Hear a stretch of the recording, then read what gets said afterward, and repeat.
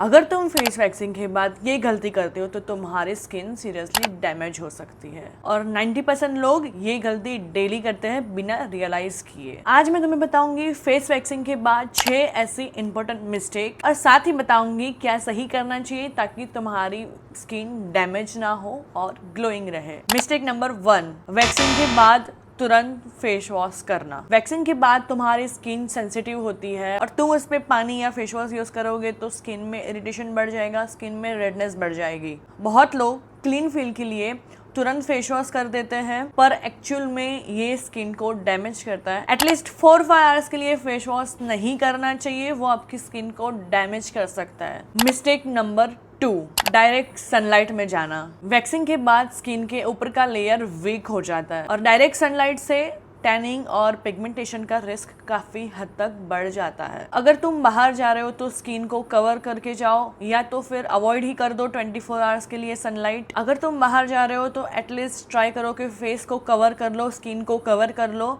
और ऐसा हो सके तो 24 आवर्स तक एटलीस्ट डायरेक्ट सनलाइट को तो अवॉइड ही करो। Mistake number 3, harsh product use करना जैसे कि स्क्रब, एक्टिव फेस वॉश या कोई स्ट्रॉन्ग फेस सीरम। ये सब चीजें बिल्कुल अवॉइड करनी चाहिए। जनरली वैक्सिंग के बाद स्किन को काम होने की जरूरत होती है, स्किन के पोर्स जो होते हैं वो ओपन होते हैं और तुम इतने हार्श प्रोडक्ट यूज करके स्किन को परमानेंट डैमेज कर सकते हो और ऐसा करने से फेस में पिंपल और रेडनेस काफी हद तक बढ़ सकती है। मिस्टेक नंबर 4, मेकअप अप्लाई करना। वैक्सिंग के बाद पोर्स ओपन होते हैं और मेकअप उन्हें ब्लॉक कर देता है। इससे ब्रेकआउट्स और इरिटेशन हो सकती है, इसीलिए कम से कम 24 आवर्स तक मेकअप को अवॉइड करना चाहिए। मिस्टेक नंबर 5, स्किन को रेस्ट ना देना। लोग बार बार फेस टच करते हैं और नए प्रोडक्ट्स ट्राई करते हैं जो बिल्कुल गलत चीज़ है। स्किन को रेस्ट करने के लिए टाइम चाहिए होता है, इसलिए अननेसेसरी चीज़ को अवॉइड करना चाहिए। मिस्टेक नंबर 6, वैक्सिंग के बाद जिम या एक्सेसिव स्वेटिंग्स। वैक्सिंग के बाद स्किन पोर्स और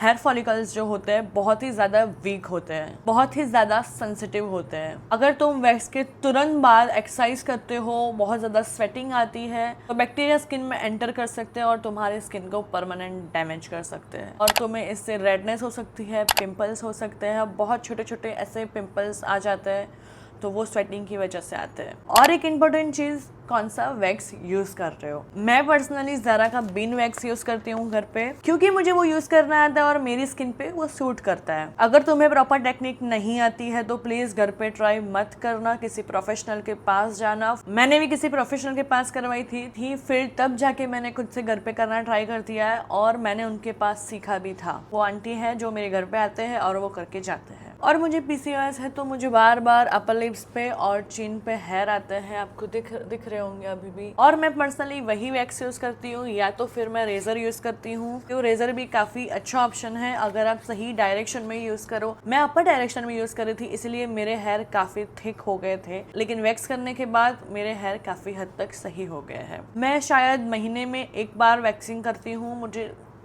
इतने पार्ट में हेयर है और यहाँ पे जो हर लड़की को आता है वो कोई ऐसा शर्म आने वाली बात है नहीं। और मैं वैक्सिंग के बाद तुरंत सेटाफिल मॉइस्चराइज़र लगा देती हूँ ताकि मेरी स्किन थोड़ी हील हो जाए और मुझे इरिटेशन ना हो। मेरी स्किन काफ़ी हद तक सेंसिटिव है और मुझे पिगमेंटेशन है यहाँ पे और यहाँ पे। वो PCOS की वजह से मुझे थोड़ा सा फेस पे पिगमेंटेशन है, लेकिन इट्स ओके, कोई बात नहीं, वो कोई नई बात है नहीं और कोई शर्म आने वाली वो भी बात है नहीं। और ये मैं सारी चीज़ें ऐसे ही नहीं बता रही हूँ, मैंने खुद मिस्टेक की है इसलिए मैं आपके साथ शेयर कर रही हूँ। मैंने अपनी स्किन को डैमेज से वापस से हील किया है और अभी थोड़ी मेरी स्किन काफ़ी हद तक डैमेज है, इसलिए मैं आप सबको बताना चाहती हूँ कि ये सारी मिस्टेक अगर आप फेस वैक्स करते हो तो ये अवॉइड करना चाहिए। और जिसको भी डर लग रहा है कि फेशियल रेजर से बाल बहुत थिक आते हैं, ऐसा बिल्कुल नहीं होता है। अगर आप इस डायरेक्शन में यूज़ करते हो तो बिल्कुल भी थिक हेयर नहीं आते। अगर आप अपोजिट डायरेक्शन में यूज़ कर रहे हो तो इसका मतलब है कि आपको थिक हेयर आएंगे।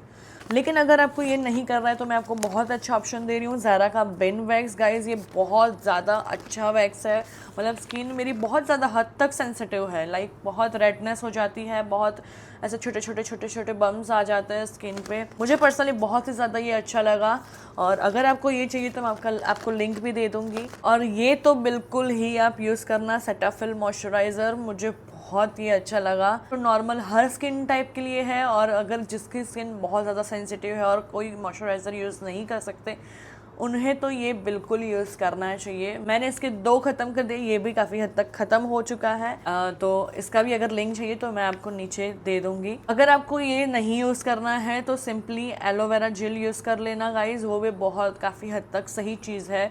और आइज़ रब करना बिल्कुल भी मत भूलना। सुबह में शाम 2 टाइम यूज़ करना, ताकि आपकी स्किन में जो ब्लड सर्कुलेशन हो वो फास्ट हो जाता है और आपकी स्किन डैमेज नहीं होती, काफ़ी हद तक सही हो जाती है। और अगर तुम ये सिंपल स्टेप फॉलो करते हो तो तुम्हारे स्किन काफ़ी हद तक स्मूथ और ग्लोइंग रहेगी। और अभी तक आपने मेरे चैनल को सब्सक्राइब नहीं किया है, अगर आप मेरे चैनल पर नए हो तो प्लीज़ मेरे चैनल को सब्सक्राइब ज़रूर करना।